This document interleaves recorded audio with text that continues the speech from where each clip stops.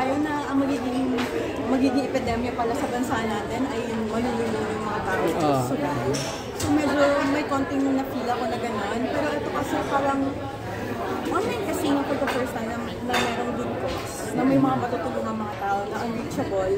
So, mas yun, dun ako nakafocus. So, gusto ko rin po maging hands-on. Gusto ko rin makita kung saan napupunta yung mga karaniwan na tao. Na gusto ko rin ipakita na pwede kami mapupunta sa kanya. Pwede sa mangyari. Parang naglalaro tapos at the same time, kinikita rin ang pera.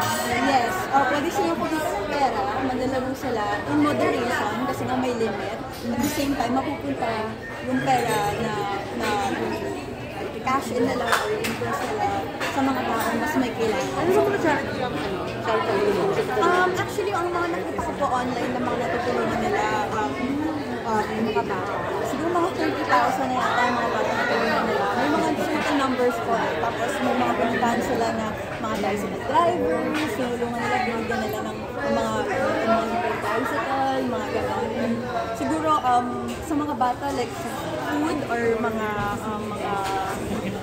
supplies, mga gano'n. So, may visible talaga ako nakita. Yeah. So, medyo questionable nga sa akin.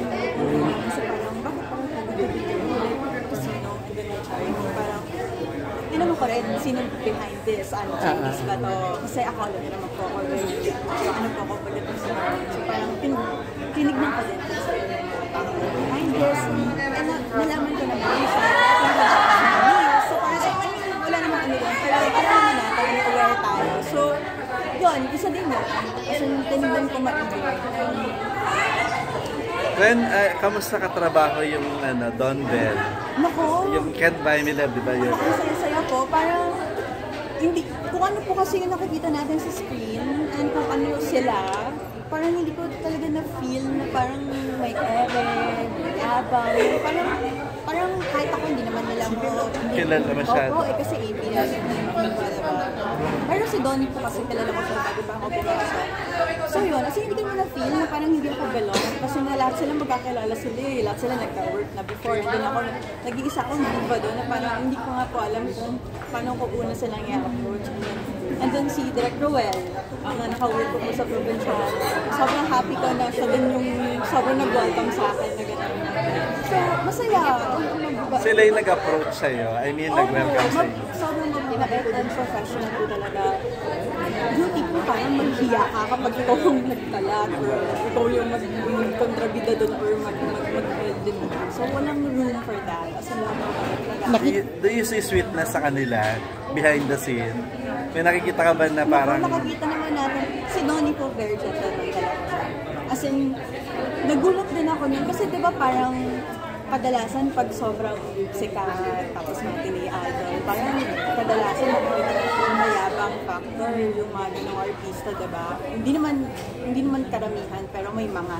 Sa kanya po, nagulat ako, as in, nakikita ko siya, makikipag-usap sa mga talent, sa mga staff, sobrang down to earth. And meron akong, as in, super close to my heart, na naka-work siya, recently, and nagulat din siya na ganun ka-sweet, ganun ka, sobrang thoughtful, sobrang maalala.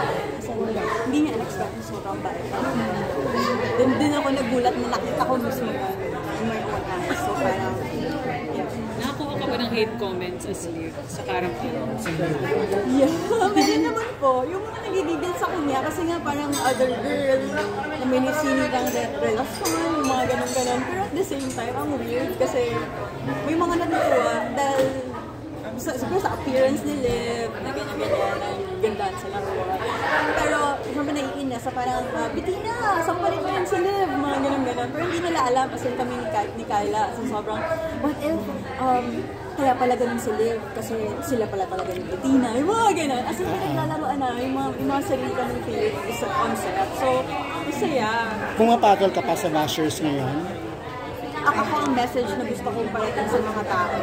Hindi porket artista yan, at hindi ka namin nakikita. Nasa likod ka lang ng phone screen mo or keyboard. Hindi ibig sabihin nun, pwede ka nang mag-degrade. Pwede mo nang maliitin yung isang tao dahil hindi ka nila kilala. Ang pagiging artista din, hindi ito parang open door para para pwede kaming saktan, pwede kaming alipustahin. Parang hindi para sa akin hindi dapat gano'n kasi parang nasanay tayo na kasi artista ka so dapat talaga sumasanay ka kasi part talaga yan na malalait ka or may mga bad comments ka makukuha. Yes, part po yun, pero it doesn't mean na pwede na tayo maging bully online, pwede na tayo maging masama sa kapwa natin. Pero paano mo titimplahin? Kasi yung iba nag-i-engage talaga kasi kulang sa pansin. Pag pinansin mo, tuwan-tuwa naman sila. Yeah, may mga ganun nga po ako nakikita na parang ang gusto lang talaga nila is patulan na sila. So siguro ako parang mas maging matalino tayo at piliin din natin yung maging choose your battle wisely. And para sa akin talaga, mas kino-call out ko like yung lalo na ako, babae ako, yung mga babae shame, yung mga gano'n, yung mga nababasa sa mga kababaihan, yung mga ganyan. Pero the rest kasi parang yung may masabi lang po talaga eh, diba? Parang dun ako sa pag sobrang alam kong may something na mabigat na effect sa akin. Ano yung pinaka-rude na sinabi sa'yo? Nabastos ka ba because dun sa image mo being a sexy star? Yun nga po, actually hindi po ako na-hurt dun. Parang okay, and parang mas ano na lang, siguro mas lagi kong sinasabi sa kanila na hindi porket nakita nyo ang isang artista, kahit hindi ako, na meron siyang ginawang project na siya or it doesn't mean na masama siyang tao or mababa siya at mataas ka. Para sa akin, artista siya, meron binigis ko yung script at yun yung hinihingi ng script at ginawa niya. Ibig sabihin nun, part yun ng career niya and pagiging artista niya at gusto niya mag-grow, kaya niya tinanggap yun. And para sa akin, trabaho namin yun, no? Kailangan namin gawin dahil dun kami matututo. So, ba't mo kami i-judge? It's part of our job. Pero doon naman sa mga hindi masyadong naiintindihan yun, naiintindihan ko sila. Kailangan lang talaga din ma-educate yung mga tao, lalo sa panahon ngayon. Walang masama sa kung ano yung nakikita natin, feeling natin, na nakasanayan natin na masama. Kailangan natin maging open and maging knowledgeable pagdating sa mga bagay-bagay. Kasi sa panahon ngayon, lalo na ngayon, parang kung mag-judge ka lang without knowing the person or without research, ganyan. So parang kailangan mo matalino tayo. Kasama ba si Kokoy sa mga nag-judge sa'yo? Yes, pinitay. Talaga, pinusgahan ka niya. Po? Pinusgahan ka niya, Nung nasaktan siya, and hindi na naiintindihan kung bakit nangyari yung mga ganong bagay. And pinaliwanag naman po na parang sabi niya na, siguro na-hurt lang ako nun, kaya may mga ganon ako nasabi. And sabi ko, sana hindi umabot sa ganon. Gusto pinag-usapan na po namin yun. Pero, at least na-realize niya. So, di ba sabi ko kanina siya ako mawag sa'yo? Yes. Tinawagan ka niya. O nakipagkita siya sa'yo? Hindi pa. Nag-FaceTime na ate niya nung time na yun. And then, nagkataon naman dun siya. So, parang nag-hi. Tapos, nag-small talk. And then, right after po na, parang, mayroong time na tinawagan po niya ako. Nag-sorry siya. Apologize. Pero nagparamdam ba Kinilig ka? na gusto niya makipagbalikan? May second chance pa? Ang cute niya ngayon, nasa Korea. Charot. Ako po kasi, kahit magparamdam siya, honestly, alam kong magluluwa ko because kasi alam ko yung priority niya sa family. Yun din naman naging, hindi ko pwedeng sabihin na problem. Kasi anong magagawa ko kung ang priority ng tao is family? Diba? So para sa akin, lalo na sa edad ko ngayon na tumatanda tayo, diba? Parang kung pipiliin mo ko, kailangan i-consider mo ko. Hindi pwedeng parang may iba kang ipa-prioritize and then piliin kita and then may chapwera ako and then hindi mo ako maririnig, hindi mo ako makikita. So parang saan pa, diba? So parang yun, feeling ko hindi pa din siya Ready. Hindi pa ikaw yung priority niya.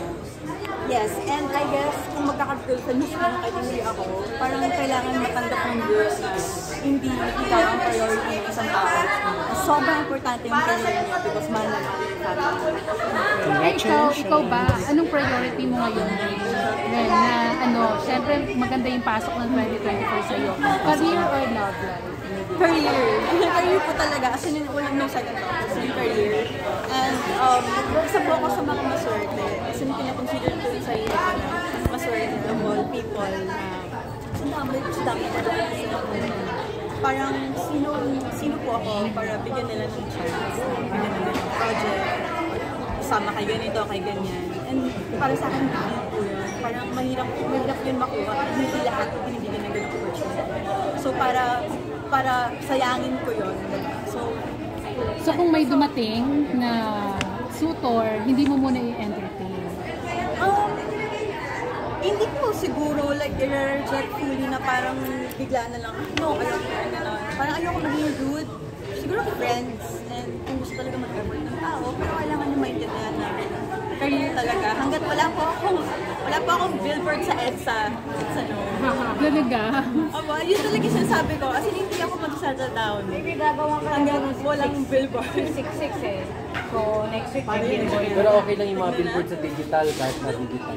Tingnan po natin. Pero yun talaga, as in, kahit yung mga friends ko, kahit ako magano, kasi lahat sila, mga friends ko, mga pamilya na, dalawa ng anak, kasal na lahat. Ako na lang yung hindi. Sabi ko, hindi ako magpapakasal, hanggang wala akong billboard sa EDSA. Talaga? Yun po yung lagi kong sinasabi. Ren, kanina na-mention mo nagkasama kay ni Carlo sa isang movie. Hindi ka ba niya niligawan dati? Carlo Aquino.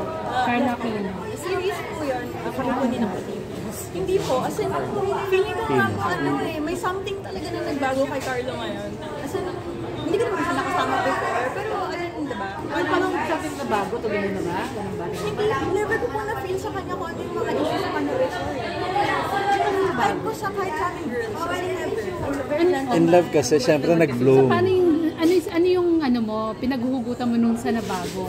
In what way? Sa anong aspect? Kasi parang, di ba po kapag may mga makaka-work tayong mga artista, meron talagang bubulong sa atin, oy, ingat ka lang, mga ganyan-ganyan.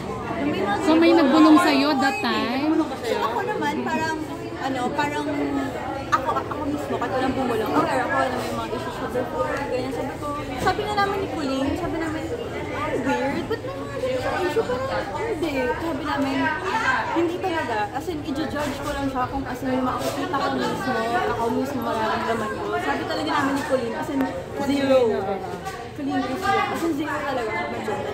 Sobrang So, wala siyang ginawang way para pakita lang ng interest, wala gano'n. wala. As in, wala naman. As in, ang sweet nga niya kasi parang, kunwari wala siyang taping, tapos pupunta siya ng set para magdala ng food kasi hindi na kami nakasama lahat eh. Parang pupunta siya doon, mag-aayos sa kanya direct, mag-picture sa kanya direct. Kasi feeling ko naman yung tao ko, tinatry niya talagang maging much better person. And bigyan siya siguro talaga ng chance na ngayon, syempre yung iba pagtatawanan pag sinabi niya na gusto niya mag-settle down, gusto niya mag-family. Bakit hindi? Malay natin, di ba? So, something siyang na-realize na hindi naman, kahit naman tayo, di ba? Nagkakamali tayo. One day, nagigising tayo na parang, okay, gusto ko